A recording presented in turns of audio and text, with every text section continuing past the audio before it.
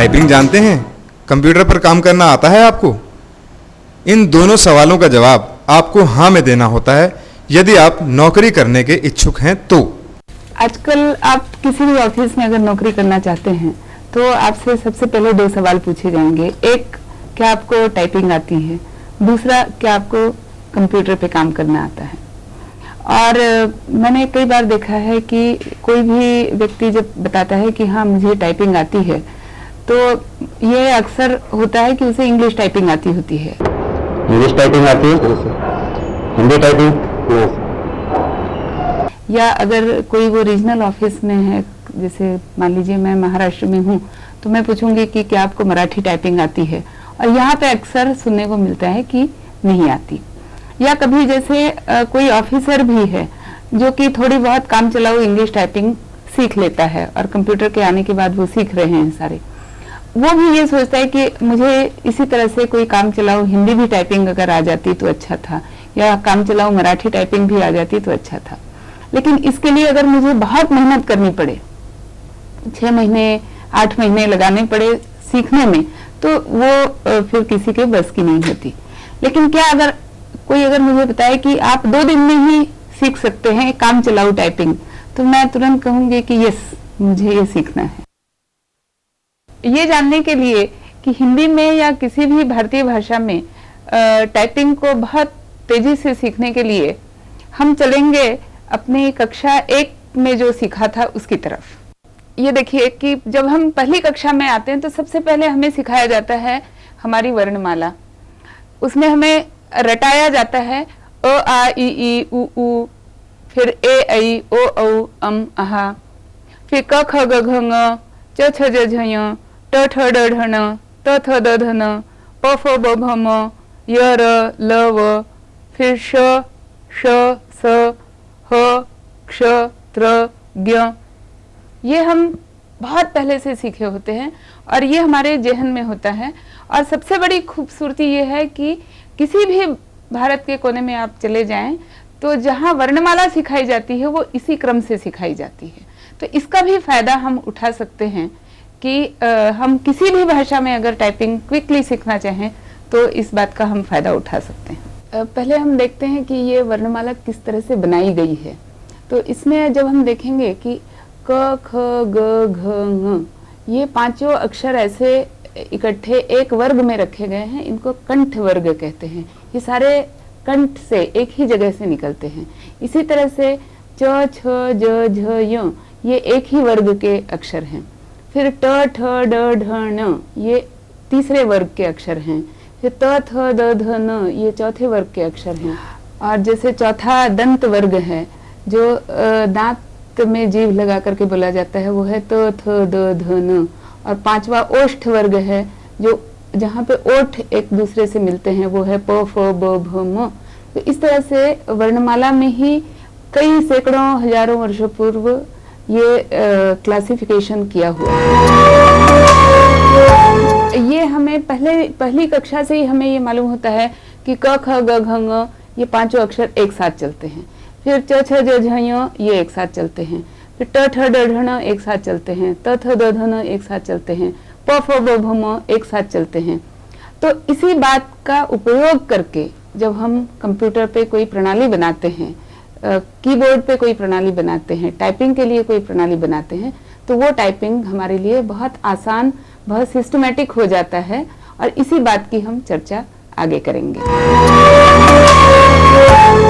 देखिए, जब English typewriters बने तो उन्होंने पहले बहुत रिसर्च की कि अंग्रेजी में किस शब्दों का ज़्यादा इस्तेमाल होता है, किन अक्षरों का ज़्यादा इस्तेमाल होता है, और उसी हिसाब से टाइपराइटर बना कि जो अक्षर अधिक इस्तेमाल होता है उसके लिए अलग उंगलियां हो, उसकी जगह ज़्यादा सही हो, ज़्यादा कन्वीनियंट हो।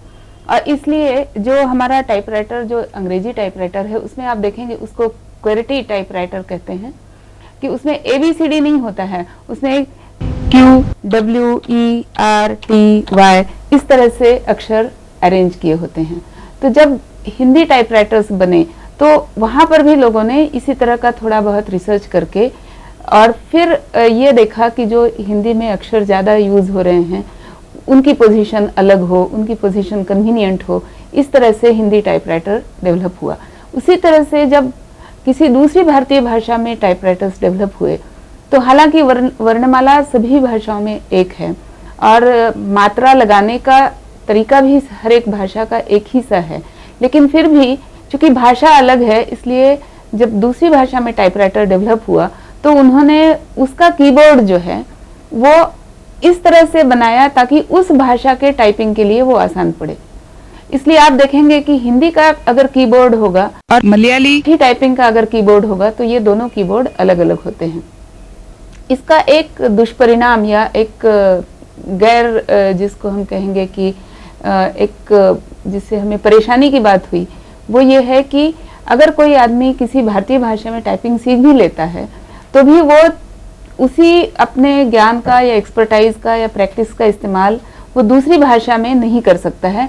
अगर मेरे पास कोई व्यक्ति आता है और कहता है कि मैं हिंदी टाइपराइटिंग जानता हूँ लेकिन मुझे उसको हिंदी के साथ साथ दूसरी भी टाइपराइटिंग अगर करवानी है तो वो मैं नहीं करवा सकती क्योंकि टाइपिंग की कीज अलग अलग हैं। अब इसलिए अगर मुझे हिंदी के अलावा इंग्लिश के अलावा अगर मुझे हिंदी भी थोड़ी बहुत टाइपिंग करने की इच्छा है, थोड़ी बहुत मराठी भी टाइपिंग करने की इच्छा है, तो मुझे हर बार अलग तरह से प्रयास करने पड़ेंगे, हर बार अलग कीबोर्ड मुझे सीखना पड़ेगा, हर बार अलग कीबोर्ड मुझे याद रखना पड़ेगा।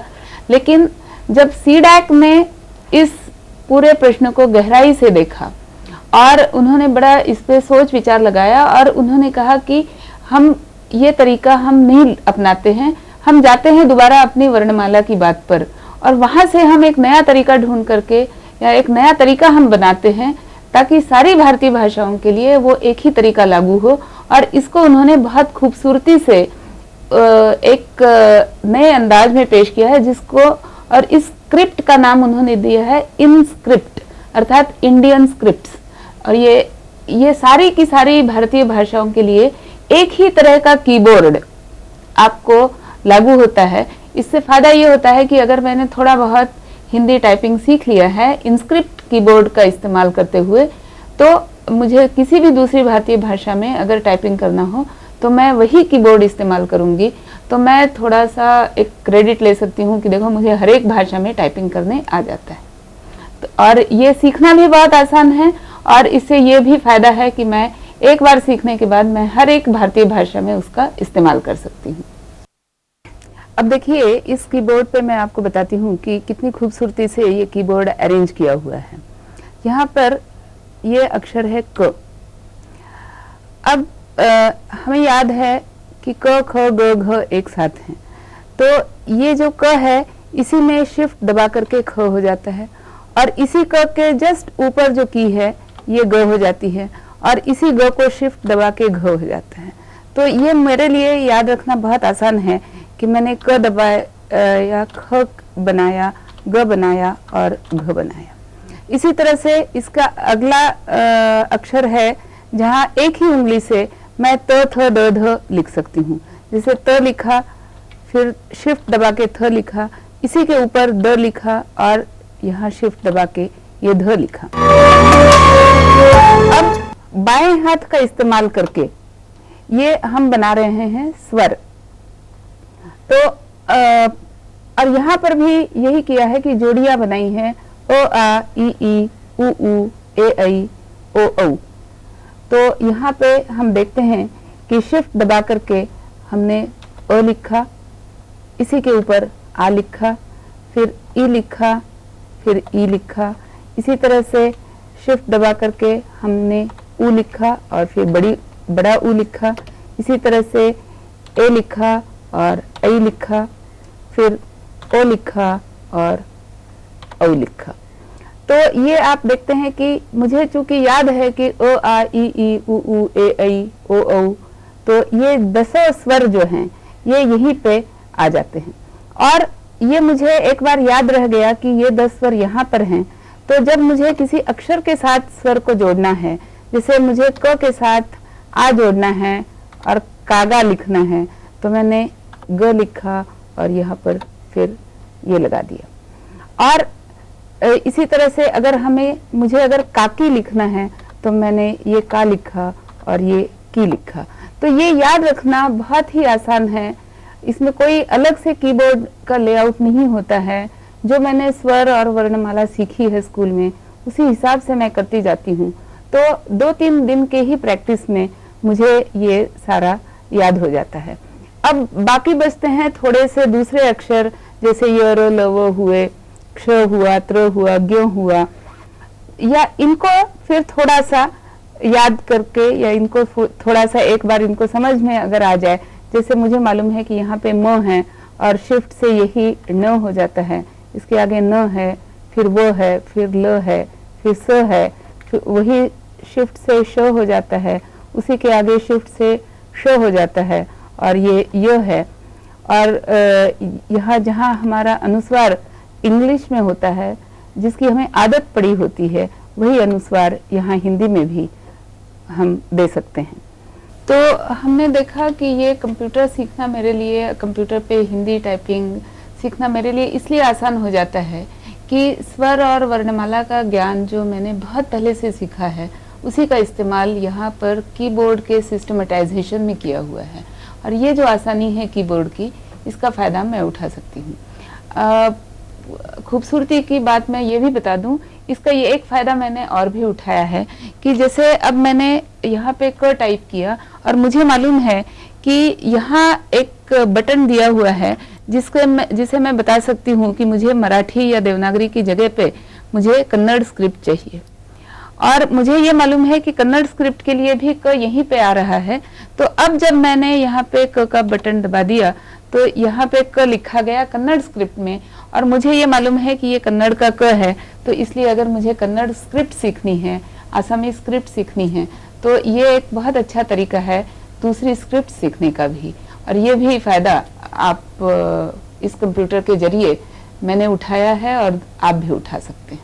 अब मैं एक किस्सा बताऊं कि एक व्यक्ति था जिन्हें एक हिंदी नाटक में भाग लेना था और उनका बड़ा मेजर रोल था।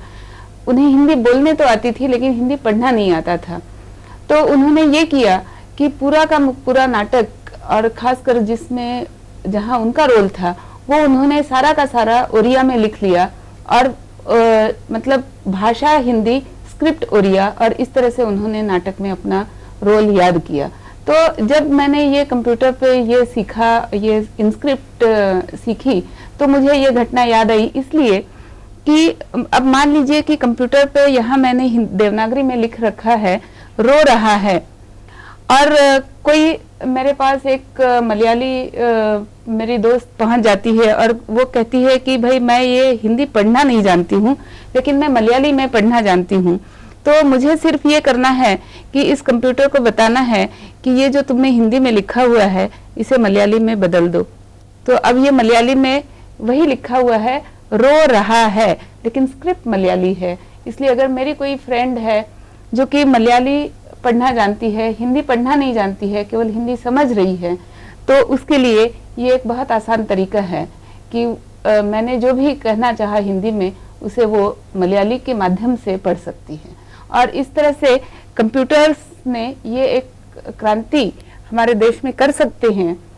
हमारी एकात्मता बढ़ाने के लिए भी, राष्ट्रीय एकात्मता बढ़ाने के लिए भी एक क्रांति हो सकती है, बशर्ते हम इस इनस्क्रिप्ट के इस्तेमाल को अच्छी तरह से समझ लें और सीख लें।